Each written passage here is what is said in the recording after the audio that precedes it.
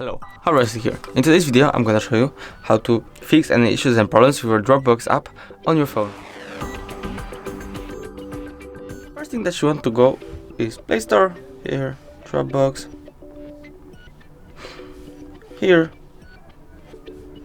click and check if you have the newest version. If you don't have the newest version, you should update your app. After updating, there should be everything cool with the app. If it's not, I'm gonna show you 2 more ways how to fix it. So first way is go out to the settings, go up to the apps, go see all, here, and find your Dropbox app. Here we go. Go to permissions. Allow them all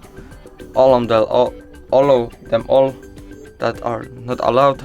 After this, go to Wi-Fi data usage, and here unrestricted mobile data usage on. After this should be alright. If it's not, just go to the Play Store and uninstall and just reinstall the app. After this, there should be everything cool with the app. If the video was helpful, please leave a like and subscribe. Bye.